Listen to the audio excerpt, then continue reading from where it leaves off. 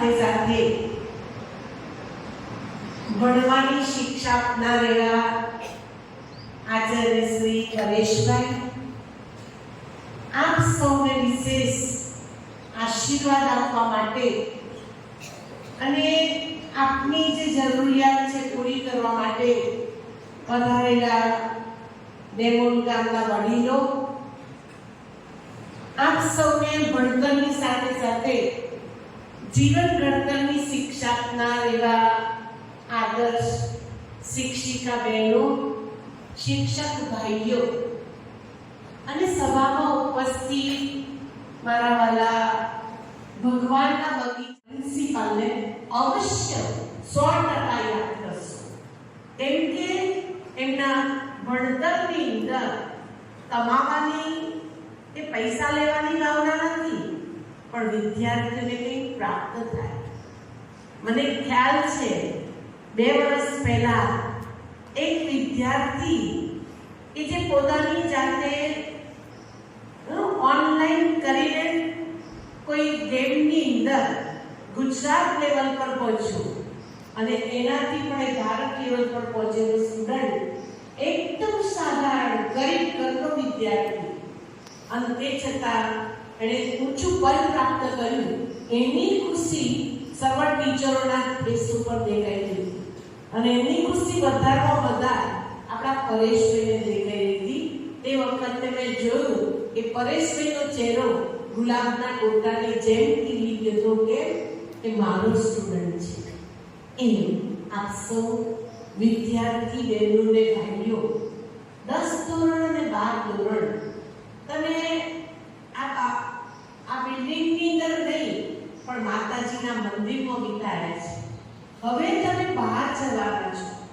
12મા ધોરણ વાળા કોઈ કોર્સ કરશે, કોઈ કોલેજ કરશે, તો કોઈ વિદેશ જશે. તો અત્યાર સુધીની જે શિક્ષાઓ છે એ સાચવીને લેજો. આજે હું તમને 5 વાતો શીખવાડીશ 10મા અને 12મા ધોરણ વાળા બાળકો માટે. પહેલી વાત કે જીવનની અંદર ક્યારેય હિંમત નહીં હારતા.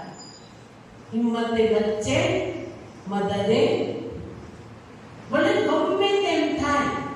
જેમ આપણને ઉદાહરણ સચિન તેંડુલકરનું આપ્યું ને કે 10મા ધોરણની અંદર ફેલ થનાર વિદ્યાર્થી હિંમત હારી ગયો હોત તો આજ આટલા ટોપ લેવલ પર ના પહોંચત. માટે મારા વાલા વિદ્યાર્થી ભાઈ બહેનો, પહેલામાં પહેલું, ભલે આપણી પાસે કશું જ ના હોય, પૈસો ના હોય, શારીરિક તાકાત ના હોય, કોઈ સંબંધ ના હોય, પણ તમારી હિંમત તમને ખૂબ આગળ વધારશે. બીજું સાહસ. કોઈ પણ વસ્તુની અંદર તમે સાહસને છોડશો નહીં. સાહસને સાથી બનાવી દેજો. જે વિદ્યાર્થીએ સાહસને સાથી બનાવ્યું છે એના ચરણોની અંદર સફળતા ચૂમે છે. કેમ કે સાહસ એના જીવનને ખૂબ સુખી કરે છે.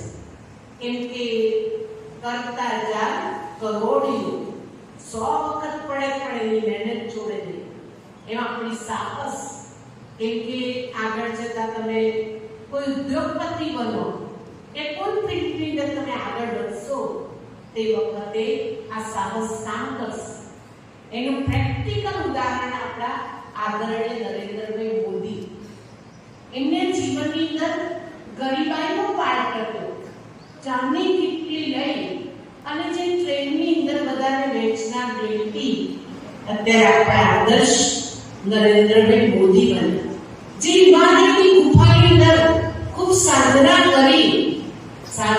કરીને પાછા આવીને પણ એ સાહસ એટલું કર્યું. અત્યારે આપણા ભારત દેશની અંદર વંદે માતરમ ટ્રેન ચાલુ થઈ ગઈ છે. એટલી મેટ્રો ટ્રેન ચાલુ થઈ છે.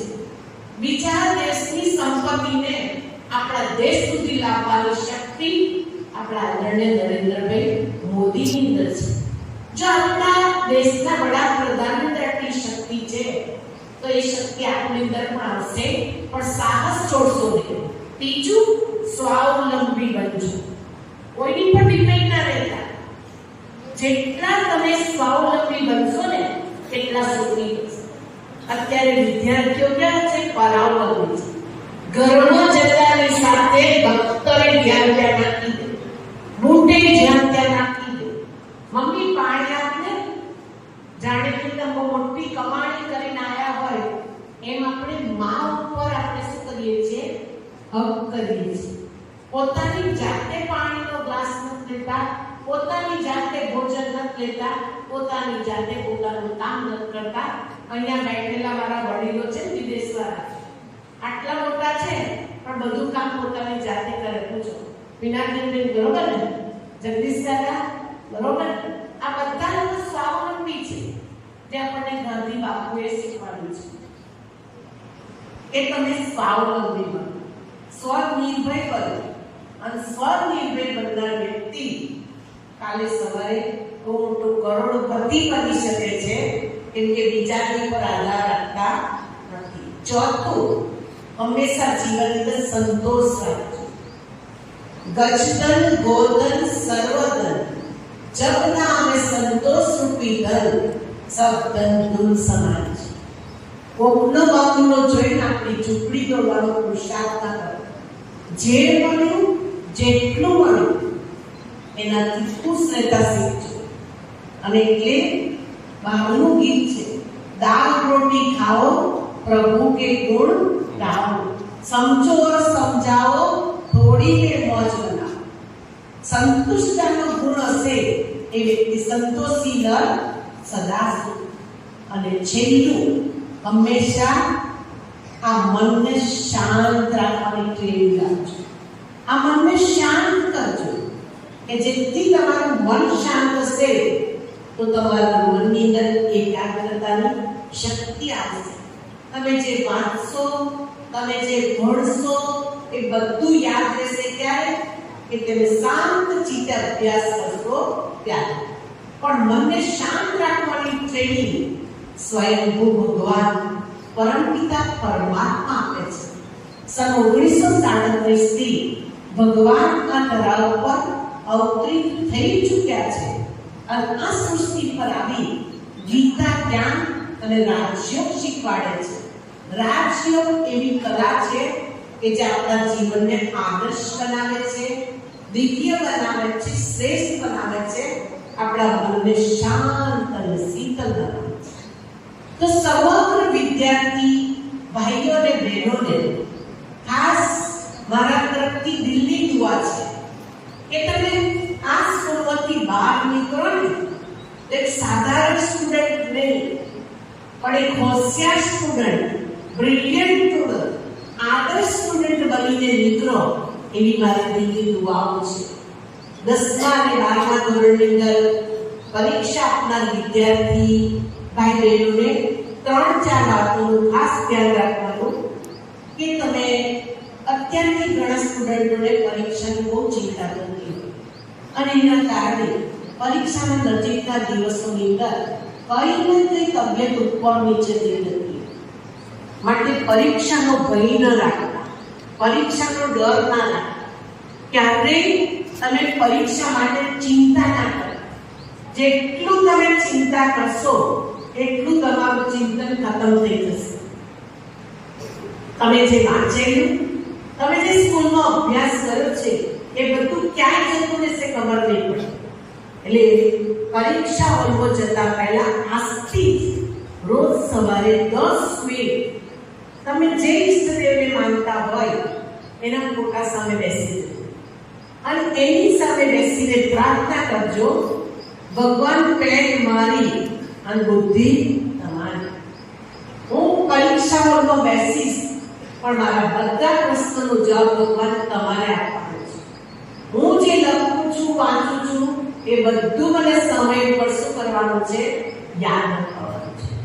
બીજું કે પરીક્ષા હોલની અંદર પ્રવેશ કરતા પહેલા જમણો પગ પહેલો મૂકજો અને એ યાદ રાખજો કે આજના પેપરની અંદર હું ફર્સ્ટ ક્લાસ મારા 99 માર્ક્સ આપવા જોઈએ. વિજય છે ને છે. જમણો પગ પહેલા મૂકવાનો અને સંકલ્પ કયા કરવાનો? મારા બધા જ પ્રશ્નોનો જવાબ ફટાફટ મળી જવાનો. જેવું પ્રશ્ન પેપર આવે એટલે 1 વીક માટે તમે 10 વીક સવારે પ્રાર્થના કરી છે ને એ ઈષ્ટ દેવની છબીને યાદ કરી લો અને પેપરને ધ્યાનથી શાંતિથી વાંચી લો, એકદમ ધ્યાનથી શાંતિથી. અને જે સહેલા પ્રશ્ન છે એ પ્રશ્નને પહેલા લખવાનું શું કરજો? પુરુષાર્થ કરજો. તમે પહેલા લખશો ને એટલે બધા પ્રશ્ન, કોઈ દિવસે અઘરો પ્રશ્ન પહેલો લખવાનો પુરુષાર્થ નહીં કરવાનો, એને છેલ્લે અઘરો પ્રશ્ન લઈ લેવાનો અને પછી લખવાનો. અને પ્રશ્ન લખતી વખતે ક્યારેય ચોરીની આશા નહીં રાખવાની, કાપલીની આશા નહીં રાખવાની. એ તમારી પોતાની બુદ્ધિ નથી. તમે માં સરસ્વતીના ઉપાસકો છો. વિદ્યાની દેવી સરસ્વતી આપણી અંદર છે. માટે માતાજીની પેલી આરતીની અંદર ગાઈએ છે ને, વિશ્વંભરી અખિલ વિશ્વતણી જનેતા વિદ્યાધરી વદનવ વસજો વિધાતા. એ માં તમારા બુદ્ધિની અંદર વસશે અને ફર્સ્ટ ક્લાસ કાપલીની આશા રાખીને બેસતો તો તમે બુદ્ધુ છો. તમારી અંદર બુદ્ધિ છે જ નહીં. તમે બીજાની બુદ્ધિના આધારે પાસ થવા માંગો. બીજું, ચોરીની આશા રાખનાર વિદ્યાર્થી વર્ષ દરમિયાન મહેનત નથી કરે, પુરુષાર્થ નથી કરે, માટે ચોરીની શું કરે છે? આશા રાખે છે. એટલે પ્રશ્ન પેપર આપતા વખતે પણ ખૂબ ધ્યાન ભગવાન કરવાનું અને ફર્સ્ટ ક્લાસ પ્રશ્ન લખવા અને આવીને પેપરને સોલ્વ કરી જોવાનું. તમારે જે જવાબ હોય ને અને એ પેપરને સોલ્વ કરવાના અને નીચે માર્ક્સ લખી દેવાના. જ્યારે જૂન મહિનાની અંદર રિઝલ્ટ બહાર પડે ત્યારે ચેક કરી લેવાનું કે આને એકદમ કમ્પ્લીટ થાય છે. માટે આપ સૌ પરીક્ષાની કોઈ ચિંતા ના કરતા, ક્યારે મૂડ ઓફ ના થતા અને પરીક્ષામાં શાંતિથી સરસ મજાની ઊંઘ પણ લેજો. એમ કે જો તમે ઊંઘશો નહીં ને તો પણ તમારા મનની શક્તિ, આ મનને શક્તિ જોઈએ છે, એ ક્યારે મળે છે? એક તો ભગવાનના ધ્યાન કરવાથી અને બીજું આરામ કરવાથી. કોઈ વ્યક્તિ બહુ ડિસ્ટર્બ થઈ જાય ને અને થોડી વાર માટે સૂઈ જાય તો બધું ડિસ્ટર્બન્સ થઈ જાય, દૂર થઈ જાય. માટે માનસિક ચિંતા બધી આપણે દૂર થઈ જાય. બીજું, ખાવાનું. ઘણા વિદ્યાર્થીઓ ત્યારથી જ ખાવાનું શું કરતે? છોડી દે. ના, શાંતિથી પ્રેમથી આપણે નાસ્તો પણ કરી લેવાનો, બપોરનું જમવાનું પણ જમી લેવું અને સાંજનું પણ. અને બોચાઈની જેમ વાંચ નહીં કરવાનું, થોડું ખુલ્લી હવામાં જઈ અને એના પ્રશ્નોનું ચિંતન દ્વારા કરતા પડતા કરવાનું. ઘણા લોકો છે ઊંધું મારી ચોપડી વાંચ કરે, ગોપ કરે, વસ્તુ ભૂલાઈ જશે પણ ચિંતન કરેલી વસ્તુ ભૂલાશે નહીં. માટે મારા વાલા વિદ્યાર્થીઓ, 10મા અને 12મા ધોરણની અંદર જનાર વિદ્યાર્થીઓને બેસ્ટ લક છે. સદા ભગવાન તમારી સાથે રહે અને તમને પરીક્ષાની અંદર ભગવાન સફળતા આપે. ઇન એડવાન્સ ડેમો હાઈસ્કૂલનું રિઝલ્ટ ફર્સ્ટ ક્લાસ ફર્સ્ટ આવે એવું કોંગ્રેચ્યુલેશન ઇન એડવાન્સમાં છે. તમને સમગ્ર વિદ્યાર્થીઓને ઓલ ધી બેસ્ટ અને એડવાન્સમાં કોંગ્રેચ્યુલેશન. આપ સૌએ મને શાંતિપૂર્વક સાંભળી એ બદલ આપ સૌનો ખૂબ ખૂબ આભાર. અહીંયા મને બોલાવી 2 શબ્દ બોલવાની જે તક આપી એ બદલ પરેશભાઈનો, પરેશભાઈના પૂરા સ્ટાફનો અને મારા આદરણીય વડીલોનો ખૂબ ખૂબ આભાર છે.